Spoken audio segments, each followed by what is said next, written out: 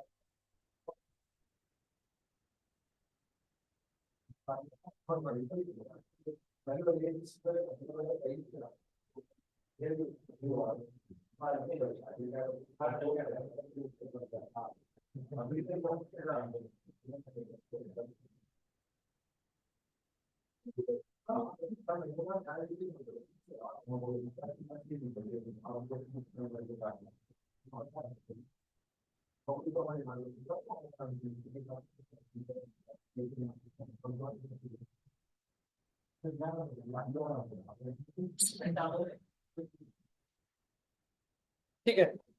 तो last class में हम लोगों ने सी की स्टार्ट ओ सी सी एस एस की स्टार्टिंग करी थी।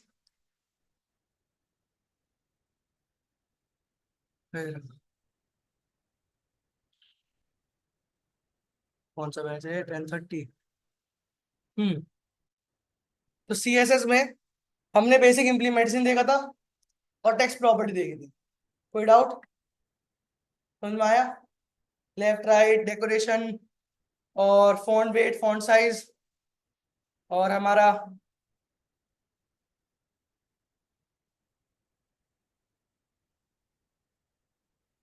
लेटर स्पेसिंग लाइन हाइट और फॉन्ट फैमिली कर लोगे? कर। अब अभी तक हमने क्या देखा कि हमने कुछ पार्ट सेलेक्ट करा, उसमें हमने सीएसएस लगा दी। अब बारी आती है हमारे उसमें कि कौन सी प्रॉपर्टी लगानी है या कौन सी चीज सेलेक्ट करनी है। तो हमारे पास आता है टॉपिक क्या? सेलेक्टर। ठीक है, एचटीएमएल में सेलेक्टर, जो टॉपिक है सेलेक्टर में वो है हमारे पास 10। ये हमारे टाइप के सिलेक्टर है कि इन इन तरीके से हम एचटीएमएल में सेलेक्ट करते हैं। जैसे आपने कभी कभार किसी प्रोजेक्ट में देखा हो, कहीं सीएसएस में डॉट से चालू हो रहा है, कहीं हैश से चालू हो रहा है, कहीं डायरेक्ट नाम आ रहा है। तो अलग अलग तरीके के सिलेक्टर हैं। या वेबसाइट पे देखा है कि आप क्लिक नहीं करते हो बट उस कर्सर ले जाते हो तो कुछ काम हो जाता है, लाइक ब्लिंक हो जाता है, डार्क हो जाता है, या कलर चेंज हो जाता है, या बड़ा हो जाता है साइज में। तो वो भी हम इसी में चीज में देखेंगे। ठीक है, तो हमारे पास जो सेलेक्टर आते हैं वो आते हैं, क्या कहते हैं, universal selector, ID selector, class selector, element selector और डिसेंडेंट सेलेक्टर और एट्रीब्यूट। ये 6 तो हमारे इंपॉर्टेंट है। बाकी सारे काम जो है वो सारे नॉर्मल, मतलब बाकी सारे इन्हीं सेलेक्टर को यूज करके काम होते हैं। तो पहला क्या है? Universal select. मतलब अगर मेरे पास कोई एचटीएमएल में मैंने कोड लिखा, यूनिवर्सल सेलेक्टर क्या करेगा? वो सब पे काम करे, every single element in the HTML. कैसे चालू करते हैं? स्टार। अभी तक अगर आपको याद होगा तो हम क्या कर रहे थे? H1 पैराग्राफ इमेज ये से लिख रहे थे। जैसे अगर लास्ट कोड में आपको दिखाऊं तो हम क्या कर रहे थे? ये H1, ये P, ये A, ये सिंपल लिख रहे थे। अगर मुझे सब पे काम करना है, पहले मैं एक प्री डिफाइंड कोड दिखा देता हूँ जो मैं करवाऊंगा 1130 CSS और सेलेक्टर इंडेक्स कॉपी। तो मैं इसके अंदर एक नया चैप्टर खोला, 2 डॉट सेलेक्टर्स।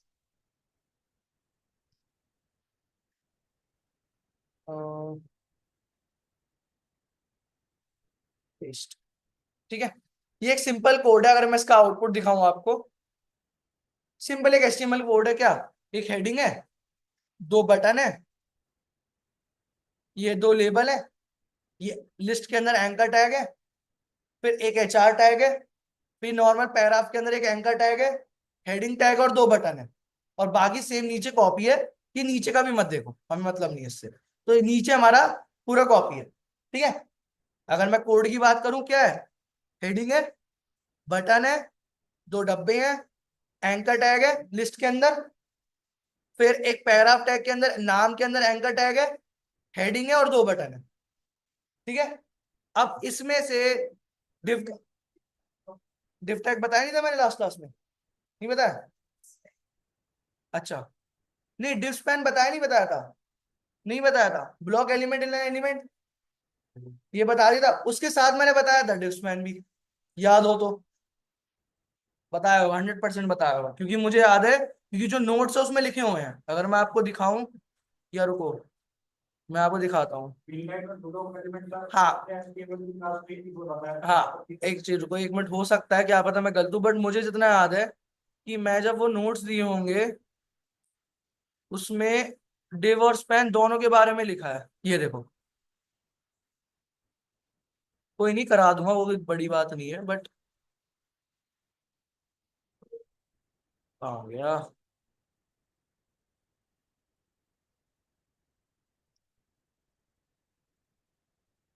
अच्छा, इसमें एम टेबल है। ठीक है, चलो कोई नहीं। एक बात बताओ, हमने इनलाइन एलिमेंट में क्या पढ़ा था? इनलाइन और ब्लॉक एलिमेंट क्या होते हैं? इनलाइन एलिमेंट क्या होते हैं बताओ? जो मतलब कंटेंट के हिसाब से स्पेस एक्वायर करते हैं। ठीक है, और ब्लॉक एलिमेंट क्या आते हैं? जो फुल लाइन एक्वायर करते हैं। ठीक है, आया समझ में? तो मैंने एक चीज बताई थी कि एच टैग कौन सा है हमारा, ब्लॉक इनलाइन ब्लॉक था, क्योंकि मैंने आपको बताया था कि जो H1 टैग है, एक मिनट रुको, HTML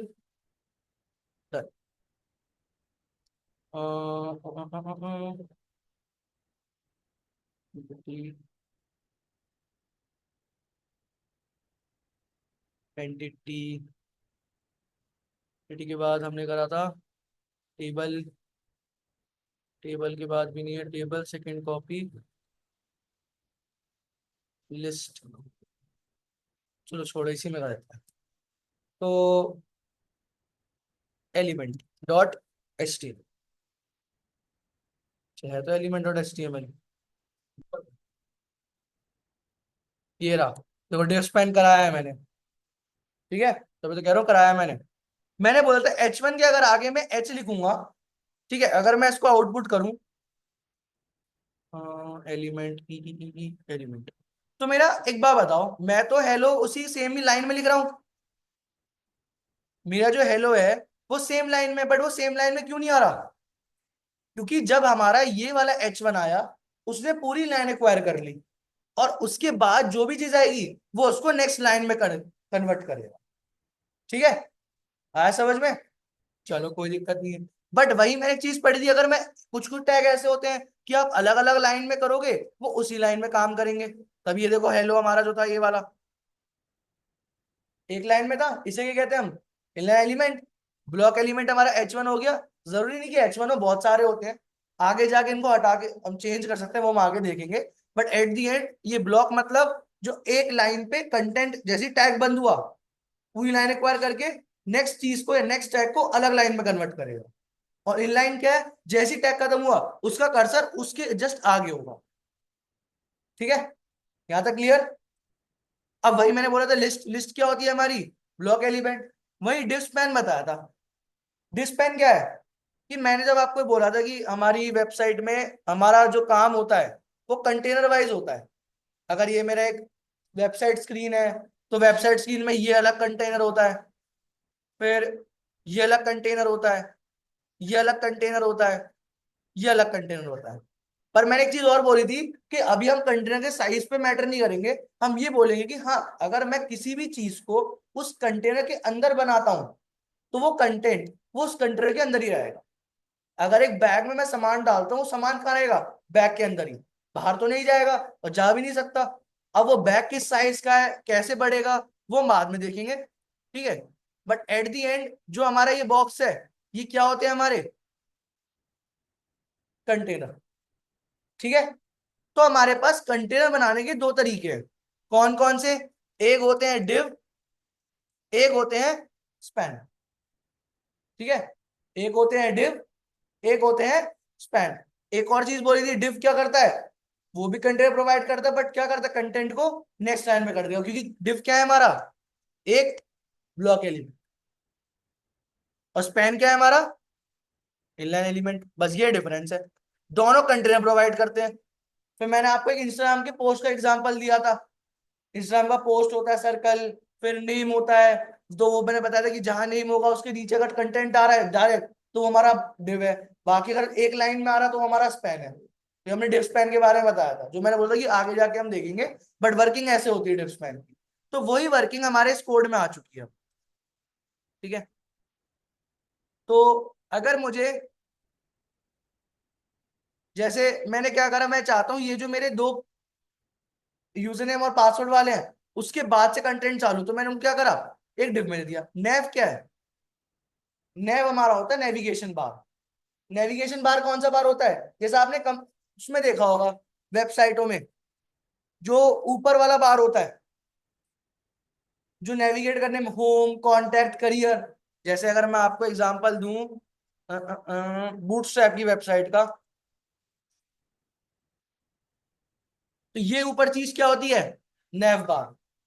तो वही सेम चीज मैंने बनाई, अभी मैंने प्लेस नहीं करा कि कैसे प्लेस होगी, बट हाँ, जो कंटेंट क्या क्या होंगे, एक होम कंटेंट होगा, एक फॉलोइंग, आंसर और स्पेसिस।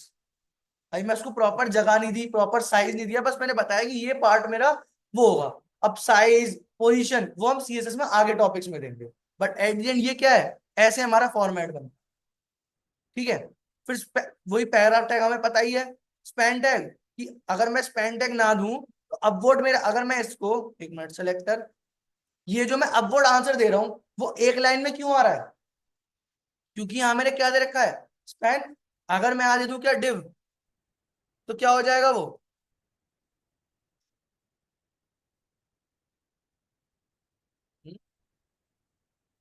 अच्छा ठीक है, वो भी एक लाइन में आएगा। क्यों, मतलब इसका मतलब ये हुआ, अगर इस बटन के आगे मैं कुछ लिखता हूं तो वो उसके आगे आ जाएगा अगर वो स्पैन हुआ तो, और अगर डिव लिखता हूं तो उसके नेक्स्ट लाइन में आएगा। जैसे या मैंने बोल्ड टैग में हेलो लिखा, तो इसका मतलब क्या हुआ, हेलो जस्ट यहाँ पे आ गया, क्योंकि क्यों, क्योंकि स्पैन टैग के अंदर है। अगर यही चीज मेरी होती डिव, तो क्या होता है हेलो, नेक्स्ट लाइन का। ठीक है, आया समझ में, क्लियर है। तो यहाँ पे हमारा डिव स्पैन का डिफरेंस आता है। अभी आगे जब आप प्रोजेक्ट थोड़े बनाओगे, थोड़ा समझोगे वर्किंग, तो आपको डिव स्पैन में कंफ्यूजन क्लियर हो जाएगी। ठीक है, कहाँ पे क्लास, हाँ भी बता रहा हूँ, वही क्लास, ये भी उसी का ही पार्ट है, क्लास आईडी, ये सब सिलेक्टर का पार्ट है।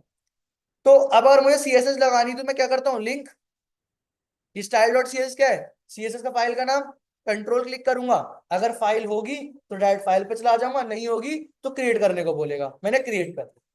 फिर मैंने आपको सबसे पहला सिलेक्टर बोला कौन सा, यूनिवर्सल। यूनिवर्सल मींस जो पूरे एचटीएमएल पेज पे काम करेगा, और यूनिवर्सल सेलेक्टर को यूज करने के लिए हम क्या लगाते हैं, स्टार। मैं लिखा star, colour green, background colour black, हो गया। ठीक है, जब कभी आपको पूरे पेज पे एक प्रॉपर्टी लगानी, पूरे वेबसाइट पे, तो वो प्रॉपर्टी आप स्टार के थ्रू डाल सकते। ठीक है, क्लियर है। चलो, दूसरी प्रॉपर्टी, एलिमेंट सेलेक्टर, आईडी नहीं, element selector. Element selector means जितने भी हमारे पास अभी टैग थे, पैराग्राफ, H1, स्पैन, अगर आप उन टैगों को पूरे अप टू डेट नाम से डालोगे, पूरे अप टू डेट नाम से डालोगे, तो वो क्या होगा, वो हमारे एलिमेंट सेलेक्टर होंगे। जैसे एक काम करते हैं, मैं ना एक पेज बनाता हूँ इसी के अंदर, नया फाइल बनाया मैंने, इंडेक्स 2.html, और इसके अंदर बॉयलर प्लेट कोड डाला, और इसके अंदर मैंने 10 H1 बना दिए। ठीक है, और 10 के 10 H1 में मैंने एक चीज लिख दी, क्या, हेलो।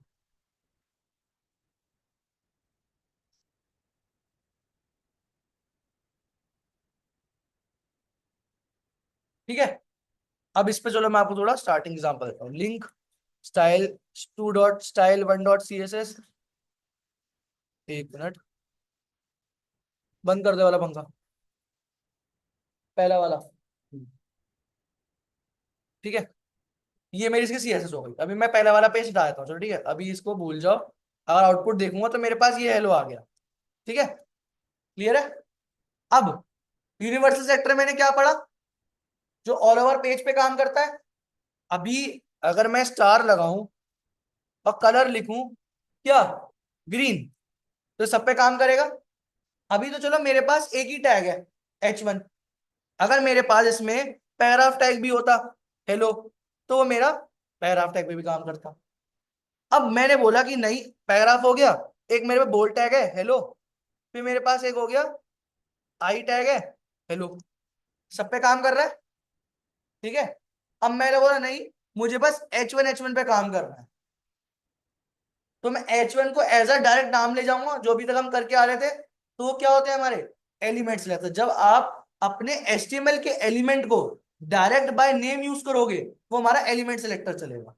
ठीक है, तो आपने CSS में आए, यहाँ पे क्या लिखा, H1, और यहाँ पे क्या कर दिया, कलर रेड, तो बाकी क्या हो गए, बाकी तो ग्रीन ही है। मतलब ऑल ओवर यूनिवर्सल प्रॉपर्टी क्या थी आपकी, green, but as a element selector क्या हो गई, रेड। किस पर हुई, H1 पर। मींस उस HTML पे जहां जहां H1 होगा, वहां वहां क्या हो जाएगा, लाल कलर हो जाएगा। ठीक है, क्लियर है। यहां तक क्लियर है? यूनिवर्सल सब पे, H1 उस पूरे टैग पे। अब मैंने बोला कि नहीं, मैं चाहता हूं जो मेरा दूसरा वाला हेलो है वो अलग कलर में हो। ठीक है, आप अलग आइडेंटिफाई करना चाहते हो कि ठीक है, मेरे पास 10 चीजें हैं, 10 में से बस एक चीज को सिलेक्ट करना है। तब हम यूज करते हैं क्या? तब हम यूज करते हैं या तो आईडी या तो क्लास। अब दोनों का काम सेम है, डिफरेंस बाद में बताऊंगा, बट डिफाइन कैसे होता है। आपने क्या करा, जैसे मेरे पास H3 था, मैंने उस कोड के अंदर, मैंने उस H1 के दूसरे के अंदर स्टार्टिंग टैग के मतलब ओपनिंग टैग के अंदर क्या डिफाइन कर दिया? ID is equals to special. ठीक है, सारे H1 एक तरफ, बट हमारे पास एक H1 है जिसकी आईडी में क्या है? स्पेशल। अब मैं आया CSS में, तो आईडी को CSS में यूज करने के लिए आपको उसकी आईडी का नाम लिखना पड़ेगा। ठीक है, तो आप क्या लिखोगे? स्पेशल। बट अगर आपने आईडी बनाया है तो आपको CSS में नाम के साथ एक और चीज लगानी पड़ेगी, क्या? हैश। कहां पर? उस नाम के आगे।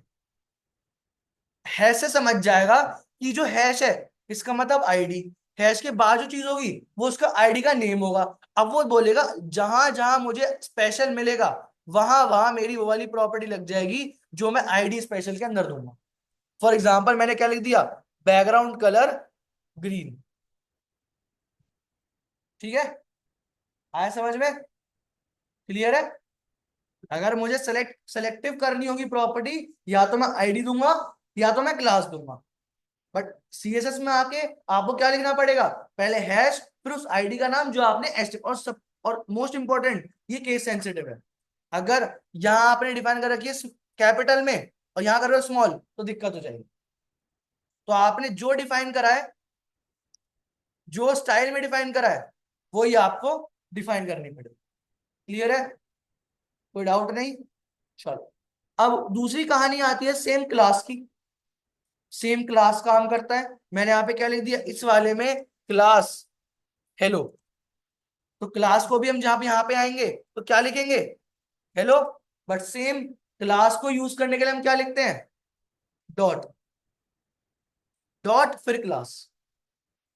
आईडी के लिए हम लिखेंगे हैश, फिर आईडी का नेम। क्लास को लिखेंगे CSS के अंदर डॉट फिर क्लास का नेम। तो हमने यहाँ पे क्या लिख दिया? Dot hello. बस अब जो प्रॉपर्टी लिखोगे, बैकग्राउंड कलर एक्वा, क्या हो गया आपका? वो एक्वा हो गया। क्लियर है? आया समझ में? तो अब बोलोगे सर फिर आईडी और क्लास में क्या डिफरेंस है?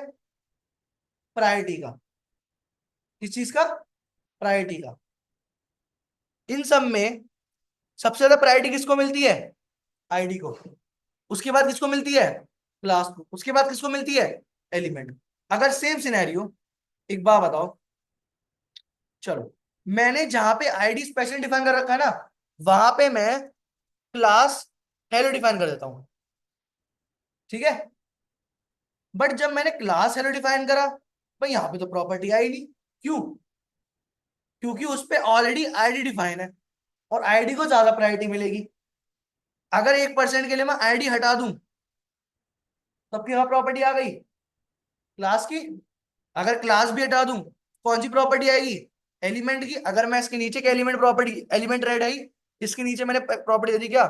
बैकग्राउंड कलर ब्लैक, तो अभी ये वाली प्रॉपर्टी है। तो ये कौन सी प्रॉपर्टी है हमारी? एलिमेंट। मैंने इसके अंदर लिख दिया क्या? ID special. तो क्या हो गया? ठीक। अगर मैंने यहाँ पे आईडी स्पेशल के बाद लिख दिया क्लास हेलो, तो एक्वा क्यों नहीं आया? क्योंकि आईडी लगी पड़ी।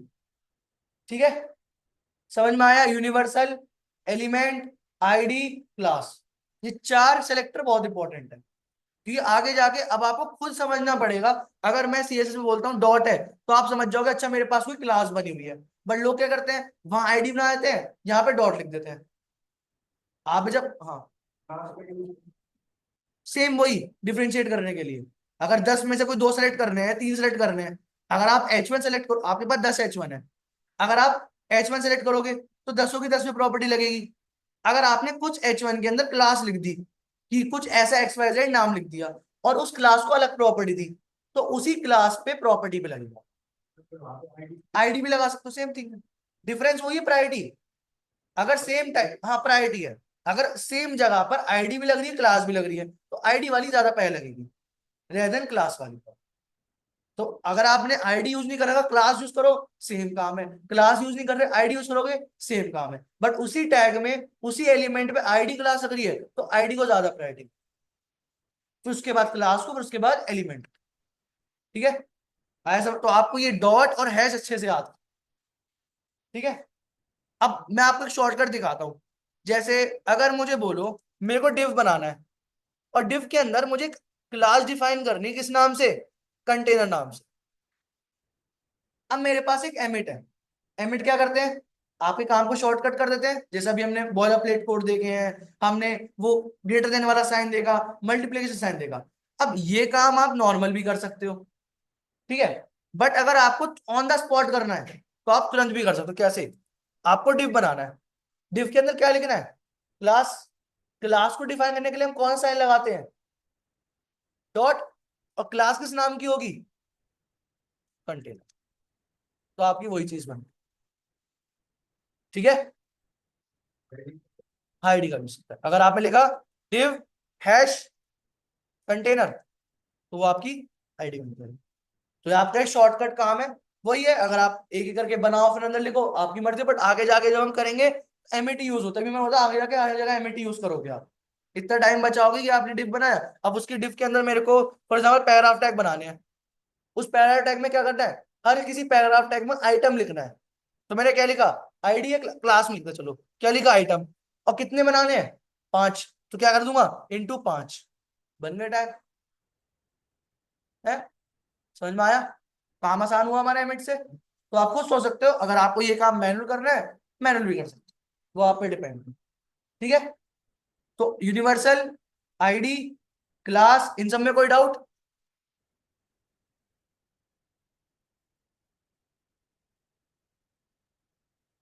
आगे बढ़े। अब हम वापस उसी कोड पे आते हैं जो हमने अभी कोड करा, उस पे ये प्रॉपर्टी डाल के फिर हम आगे बढ़ते हैं। तो इंडेक्स पर आए, ठीक है, और इसको मैंने गो लाइव करा, सेलेक्टर, इंडेक्स। ठीक है, तो अभी इसके सीएसएस में क्या प्रॉपर्टी चल रही है? यूनिवर्सल, कमेंट करके हटा दी। ठीक है, अब अगर एक बात बताओ, मेरे पास ये H3 है। अगर मैं H3 लिखता हूं, तो क्या होगा? बताओ। अगर मैं ऐसे, तो इसमें क्या होगा? सारे H3 सेलेक्ट हो जाएंगे। मैंने डाला बैकग्राउंड कलर ब्लू, तो सारे क्या हो गए? ब्लू हो गए। बट मैंने कुछ जगह एक आईडी डिफाइन कर रखी, क्या? स्पेशल। अगर यही आईडी को मैं स्पेशल के थ्रू दूंगा, आईडी कैसे लिखते हैं? हैश। आईडी का नाम क्या है? क्या प्रॉपर्टी दे? Background colour green. तो जहां जहां मेरा स्पेशल होगी, वहां वहां मेरी वो वाली प्रॉपर्टी लग जाएगी। ठीक है, आया समझ में? अब बट कुछ जगह मैंने क्लास भी डिफाइन कर रखी, किस नाम से? एसपी। ठीक है, एसपी। क्लास से लिखते हैं, क्लास का नाम क्या है? क्या प्रॉपर्टी डाल देंगे? जो भी आप डालना चाहते हो, फॉर एग्जाम्पल ब्राउन। अब एक बात बताओ, प्रॉपर्टी क्यों नहीं आई? क्योंकि जहां जहां मेरा एसपी है, देखो, जहां जहां मेरा एसपी, यहां भी आईडी लगी हुई है, यहां भी लगी हुई है, और यहां भी लगी हुई है। अगर एक जगह मैं आईडी हटा दूं, तो अब क्या होगा? बस एक जगह दिखेगी, बाकी वो आईडी की प्रॉपर्टी रहेगी। अब खुद देखो, उसी सेम जगह पर मैंने ब्लू भी लगा रखा है एज अ एलिमेंट, मैंने ग्रीन भी लगा रखा है एज अ आईडी, और मैंने ब्राउन भी लगा रखा है as a class. But ID पहले दिख रही है, उसके बाद क्लास है, उसके बाद ब्लू। समझ में आया? क्योंकि अगर एक बात बता, ब्लू तो मेरे यहाँ भी था, बट मैंने उसी जगह पे क्लास दिया, क्लास वाली पहले की। तो बस इसका समझ में क्या आ गया कि एलिमेंट से पहले क्लास है, उसी जगह पे मेरा आईडी भी है। समझ में क्या आया? क्लास से पहले आईडी है। ठीक है, क्लियर है? चलो आगे बढ़े। अब आता है हमारे पास क्या? Descendant selectors.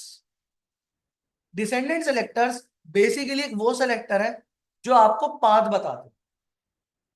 फॉर एग्जाम्पल मेरे पास 5 डिव है, ठीक है, 5 डिव में से एक डिव है, उसके अंदर मेरे पास एंकर टैग है, और वैसे बाहर मेरे बहुत सारे एंकर टैग है। ठीक है, एक मिनट रुको, हम इस पे आते हैं एक्सेलेरोमीटर। कहाँ गया? जैसे एक डिव, 2 डिव, 3 डिव और 4 डिव।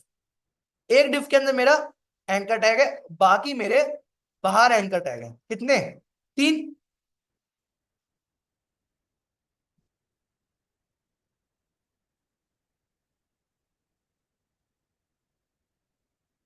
ठीक है, 3 एंकर टैग बाहर है। अब एक बात बताओ, अगर मैं ए लिखता हूं तो क्या होगा? सारे एंकर टैग सिलेक्ट हो जाएंगे। ठीक है, कोई दिक्कत नहीं है। अगर मैंने अभी, अब मुझे अगर ये ए सिलेक्ट करना है तो आप क्या करोगे? आईडी क्लास दे दोगे। बट अगर यही सेम सिनेरियो है, इसके अंदर भी, इसके अंदर कितने हो गए? इसके अंदर समझ लो A × 100 है, 100 एंकर टैग है।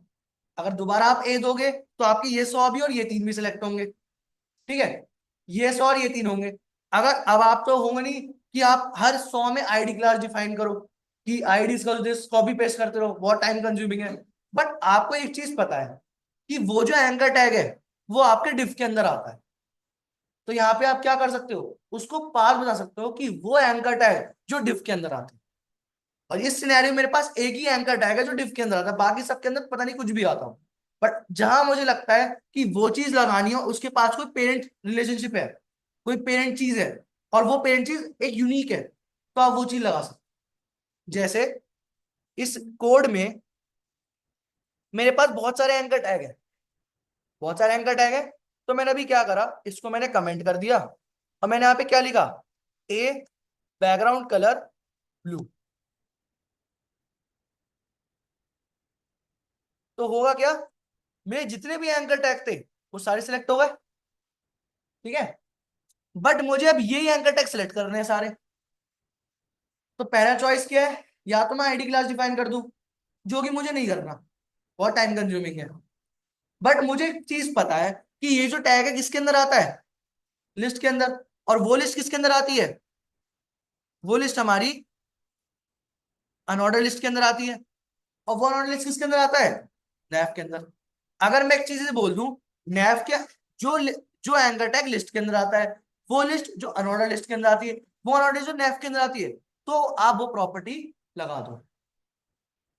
आप भी क्या कर रहे हो? पाथ बता रहे हो। एट दिन प्रॉपर्टी किस पे लगेगी? जो चीज आपने लास्ट में लिखी होगी। कैसे लिखे इसमें? कैसे लिखेंगे? Nav space UL space LI space A, property इस पर लगेगी। बाकी ये 3 क्या है? इस ए पर जाने का रास्ता। कि मतलब वो एंकर टैग जो लिस्ट के अंदर आते हैं, वो लिस्ट जो अनऑर्डर लिस्ट के आती है, वो अनऑर्डर लिस्ट जो नैव के अंदर आती है। ठीक है, आया समझ में? क्लियर है? बताओ थोड़ा बहुत। क्या क्या पार्ट समझ में नहीं आया? अब देखो क्यों यूज करना चाहिए। अब एक नॉर्मल लॉजिक, मैंने इसलिए आपको वो लॉजिक बताया। देखो, अगर आपके सामने यही है, अगर आप ए सिलेक्ट करोगे तो आपके ये भी सिलेक्ट हो जाएंगे और ये भी सिलेक्ट हो जाएंगे। अगर आपको ये सिलेक्ट करना है तो आप क्या करोगे? आईडी क्लास दोगे। बट दे दो, कोई दिक्कत नहीं है, मैं आपको और काम आसान कर रहा हूं। अगर आप आईडी क्लास दोगे तो भी आपका आंसर आएगा, बट डिफरेंस क्या आएगा? आपका टाइम कंज्यूमिंग बहुत होगा, क्योंकि आपको हर 100 टैग पे आपको आईडी डिफाइन करनी पड़ेगी या क्लास डिफाइन करनी पड़ेगी। बट आपको एक चीज पता है कि ये सारे डिव है आपके। Div div div div div. ठीक है, अब आपको पता है कि सारे डिव है, बस एक ही डिव है जिसके अंदर एंकर टैग है। तो आप क्या लिख सकते हो कि डिव स्पेस ए, इसका मतलब क्या है? वो एंकर टैग जो डिव के अंदर आते हैं। तभी कहते हैं डिसेंडेंट, जो उसके डायरेक्ट डिसेंडेंट है, डायरेक्ट कंपेयर, डायरेक्ट कनेक्टेड है। कौन से हैं? Anchor tag. प्रॉपर्टी हमेशा लास्ट वाली चीज पे लगेगी, बाकी जो भी आप उस लास्ट चीज से पहले लिखोगे वो आपका रास्ता होगा। ठीक है, आया समझ में अब? तो तभी मैंने यहाँ पे क्या, अब देखो है तो मेरे पास बहुत सारे एंकर टैग, बट मैंने कौन से बोले एंकर टैग, वो एंकर टैग। देखो एंकर टैग का पेरेंट कौन है, लिस्ट, लिस्ट का पेरेंट कौन है, अनऑर्डर्ड लिस्ट, अनऑर्डर्ड लिस्ट का पेरेंट कौन है, नेव। तो आपकी क्या प्रॉब्लम, अगर आप लिखते हो नेव स्पेस यूएल, मतलब नेव, नेव के अंदर जो यूएल है, यूएल के अंदर जो एल आई है, एल आई के अंदर जो ए है, उस पे प्रॉपर्टी लगानी। तो अगर मैं यहां लिखता हूं क्या, बैकग्राउंड कलर ब्लैक और टेक्स्ट कलर या कलर व्हाइट, तो क्या होगा, आपकी बस वो यूनिवर्सल देखो काम तो कर रहा है, और एडियन इस पे क्यों प्रॉपर्टी अलग लगी, क्योंकि आपने बस उसे बोला कि वही एंकर टैग जो लिस्ट के अंदर है, वही लिस्ट जो अनऑर्डर्ड के अंदर है, वही अनऑर्डर जो नेफ के अंदर है। अगर 1%, 1%, अब एक बात बताओ मुझे, इसका अंडरलाइन हटाई तो क्या लिखूंगा मैं, कल ही बताई थी मैंने। हाँ। तो मैंने यहाँ पे क्या लिखा, टेक्स्ट डेकोरेशन नन, तो क्या हो जाएगा, अंडरलाइन हट गई। और इसी पे क्यों हटी, क्योंकि वही एंकर टैग जो लिस्ट के अंदर है। ठीक है, वैसे अगर आप ये भी लिखते तो भी आपकी प्रॉपर्टी आती, बट क्या पता आगे जाके बहुत सारे लिस्ट हो जो एंकर के अंदर आते हो, तो आपकी उस वाली पे भी प्रॉपर्टी लग जाएगी। तो आपने फिर लगा दिया क्या, अनऑर्डर्ड लिस्ट। क्या पता ये भी बहुत सारे हो, तीन बने हो, तीनों में प्रॉपर्टी लग जाएगी। फिर देखा आपने नेव, तो नेव तो नहीं होगा। तो ये क्या बनाता है, आपके पूरे सिलेक्शन पार्ट को यूनिक बना। ठीक है, आया समझ में, डिसेंडेंट सेलेक्टर। जैसे अब इस सिनेरियो में अगर मैं, मेरे पास बहुत सारे बटन है, एक बटन मेरा यहाँ पे भी है, ठीक है, एक बटन मेरे यहाँ पे भी है। अगर मैं लिखता हूं डायरेक्ट बटन को ऐसे एलिमेंट डालूं, बटन बैकग्राउंड कलर ब्लू और कलर वाइट, तो क्या होगा, सारे वो हो जाएंगे, हो गए। एक मिनट पहले ये वाले ब्लू हटा दूं, कंफ्यूजन ना हो। ठीक है, सारे बटन मेरे ब्लू और व्हाइट हो गए, बट मैंने बोला कि मुझे बस यही सिलेक्ट करना है। तो मेरे पे क्या तरीका है, या तो आईडी क्लास डिफाइन कर दूं, या मुझे एक चीज पता है, ये जो बटन मेरे किसके अंदर आते हैं, H1 के अंदर, H1 के अंदर आते हैं। तो मैंने यहाँ पे क्या लिखा, H1 स्पेस बटन और ब्रैकेट ओपन, तो ये क्या बोलेगा, वो बटन जो H1 के अंदर आते हैं।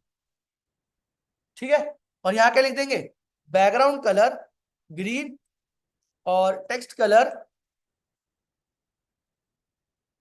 रेड।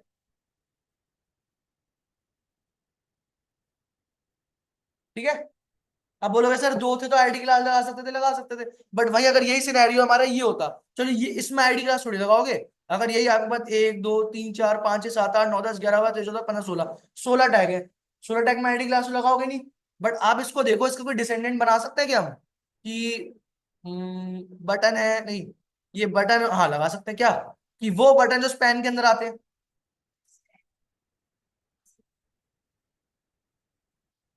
नहीं, अगर आईडी में है तो वो उस जगह पे काम करे, जिस जगह पे आईडी क्लास हो उसी एलिमेंट पे काम करे। अगर आपने डिफ पे लगाया तो डिफ पे काम करेगा, ना कि उसके डायरेक्ट चाइल्ड एलिमेंट पे काम करेगा। ठीक है, जैसे अब मैंने स्पैन बटन लिखा, तो सेम मैंने यहाँ पे क्या लिखा, यहाँ पे रहता स्पैन बटन, तो उल्टा हो जाएगा कि वो बटन जो स्पैन के अंदर आता है। ठीक है, आया समझ में, क्लियर है। फिर आता है एक एट्रीब्यूट, ये करते हैं लास्ट, क्योंकि आपके लिए बहुत ज्यादा ना हो, करा दो सारे, तो आसान है सारे। एट्रीब्यूट सेलेक्ट कर, क्या अभी, ये तो बताया स्पैन बटन वाला, डिसेंडेंट की पाथ, ये पाथ बताया था, descendant path, ID, ID class अलग अलग, एट्रीब्यूट, एट्रीब्यूट क्या है, एट्रीब्यूट, अब बैठ जाओ। एट्रीब्यूट आपका कह सकते हो, जैसे हमने वो भी लेवल लेवल बात करी थी, इनपुट और वो बॉक्स वाली चीजें, तो वो क्या है, वो हमारे एट्रीब्यूट होता है। बट सिनेरियो ये होता है कि अगर आपको एक साथ आपका यूजर नेम वाला डब्बा या पासवर्ड वाला डब्बा सबको एक साथ सेलेक्ट करना है, तो आप एट्रीब्यूट सेलेक्टर यूज करोगे। और आपको पर्टिकुलर जगह पे अलग अलग करना है, तो आप तब आईडी क्लास डिफाइन करोगे। जैसे मेरे पास ये एक ही है, ठीक है, ये एक ही है, तो इस पे करने के लिए तो मैं आईडी क्लास दे सकता हूं, कोई इशू नहीं आएगा। बट वही सिनेरियो में यही मेरे पास 10 होते, यही यूजर नेम पासवर्ड वाले, और इनको मैं 10 में 10 में लिखता, तो वही सिनेरियो आता कि मैं 10 में 10 आईडी क्लास तो लिखूंगा नहीं। तो एज अ क्लब सेलेक्ट करने के लिए तो मैं क्या यूज करूंगा, एट्रीब्यूट सेलेक्टर। ठीक है, एट्रीब्यूट सेलेक्टर लिखने के लिए क्या लिखते हैं, इनपुट। अब पहले क्या लिखोगे आप इसमें, इनपुट। अब जो इनपुट, इनपुट क्या है आपके, जो इनपुट ले रहे हो, जो आपने इनपुट टैग बनाए थे, तो इनपुट एज अ क्या सेलेक्ट हो रहा है, as a element. But input में हम उसको बताएंगे कि मुझे वो डब्बों पे दिखाओ जो जो डब्बे मेरे पासवर्ड के हैं, या जो जो डब्बे मेरे यूजर नेम के हैं, या जो जो डब्बे मेरे नंबर के हैं। तो यहाँ पे मैं क्या लिखूंगा, टाइप, क्या लिखूंगा, type equal to user name, use या पासवर्ड। इसका मतलब क्या हुआ कि जो इनपुट डब्बा और जहां जहां वो इनपुट डब्बा पासवर्ड वाला होगा, क्योंकि एट द एंड जब मैंने यहाँ पे डब्बा बनाया था तो यहाँ पे मैंने क्या दे रखा है, टाइप पासवर्ड है, टाइप ये वही टाइप है यहाँ पे यूज कर रहा हूं। देखो कैसे, input, input, type, type, password, password. तो किस पे सेलेक्ट होगा, उस डब्बे पे जहां पे पासवर्ड टाइप होगा। ठीक है, पूरे पेज पे जहां जहां इनपुट मतलब डब्बा, और वो डब्बे का टाइप अगर पासवर्ड हुआ, अगर 10 में 10 में प्रॉपर्टी लग जाए, तो मैंने यहाँ पे क्या लिखा,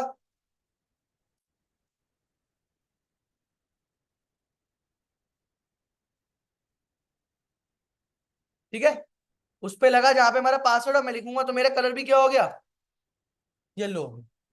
ठीक है, आया समझ में। चलो, अगर वही वाली बात है, बहुत सारे डब्बे हो, एक सेलेक्ट करना है, तो अब आईडी क्लास दे दो। अगर ये सिनेरियो में मेरे पास बहुत सारे टाइप थे, ठीक है, बहुत सारे डब्बे थे, मैंने इसको बोला कि मुझे बस ये वाला टेक्स्ट चाहिए, ये वाला यूजर नेम में प्रॉपर्टी डाली, तो मैंने क्या करा, आईडी की जगह मैं लिख दिया क्या, यूजर एन। और मैं यहाँ पे क्या लिख दूंगा, आईडी ये बनाया तो क्या लिखूंगा, हैश यूजर एन, और प्रॉपर्टी लिख दूंगा। तो जहां जहां चाहे वो इनपुट हो, चाहे वो स्पैन हो, चाहे वो कोई भी टैग हो, वहां वहां हमारी प्रॉपर्टी लग जाएगी। ठीक है, आया समझ में। अब आपको खुद सोचना पड़ेगा कि अगर आपको एक साथ मल्टीपल जगह यूज करनी है तो आप कॉम्बिनेशन वाले टैग यूज करोगे, अगर आपको सिलेक्टेड यूज करना है तो आप आईडी क्लास यूज करोगे, अगर आपको सब पे ओवरऑल पे काम करना है तो आप प्रॉपर एलिमेंट टैग डाल दोगे। तो इस सिनेरियो में अगर मैं लिखता तो ये कौन सा टैग है हमारा, एलिमेंट है, एट्रीब्यूट है। बट एज अ काम कैसे कर रहा है, एलिमेंट काम कर रहा है कि आपने जब लिखा इनपुट तो ये सारे इनपुट डब्बे सेलेक्ट कर रहा है जितने भी हैं, और वही अगर मुझे सिलेक्टेड चाहिए तो मैं यहाँ पे क्या लिखता हूँ, यूजर एंड। ठीक है, क्लियर है, आया समझ में, आगे कराऊं, है, बस। चलो, नहीं नहीं नहीं, इतना ही बहुत है। कॉम्बिनेटर है, नहीं कॉम्बिनेटर सिर्फ नहीं, इसके बाद ये ज्यादा है, ये लिखा छोटा है बट काम थोड़ा बड़ा है इसमें। Like pseudo class, hover, active, checked, first line, first word, cascading का मतलब। ठीक है, अब जैसे अभी हमने देखा है ना कॉम्बिनेटर, ये सेम काम डिसेंडेंट है। एक चीज चलो कॉम्बिनेटर में समझाता हूँ, ये लिखा है, अगर मैं इसमें लिख दूं ये, वही सेम बात है कि वो बटन जो स्पैन का पेरेंट, स्पैन का चाइल्ड है, या स्पैन के अंदर जो बटन आते हैं वो कर दो। डिफरेंस क्या हुआ, पहले क्या था हमारा, डिसेंडेंट, अब क्या बना है हमारा, सिबलिंग, सिबलिंग कॉम्बिनेटर। ठीक है, सिबलिंग कॉम्बिनेटर, सो सिबलिंग नहीं, चाइल्ड बनेगा, चाइल्ड कर रहे हो ना आप, स्पैन के अंदर बटन, उसके चाइल्ड, पेरेंट चाइल्ड वाला। ठीक है, चाइल्ड कॉम्बिनेटर। ठीक है, वही सेम काम है, डिसेंडेंट भी वही कर रहा था, डिसेंडेंट भी वही काम कर रहा था, बट डिफरेंस क्या आया, कॉम्बिनेटर का।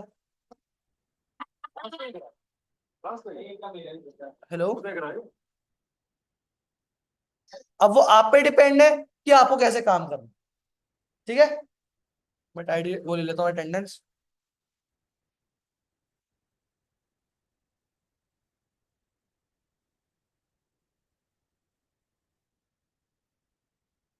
देवेंद्र है, प्रशांत, प्रशांत नहीं है, छवि है, यश, यश, योगेश, कुशन दिनेश है, आकाश नहीं है, मनस है, सीमा नहीं है।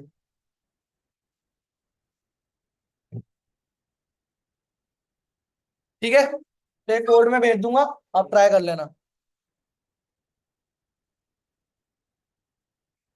बाकी डायरेक्ट मंडे टू फ्राइडे होगी क्लास पूरी। ठीक है, मैसेज डाल दूंगा मैं।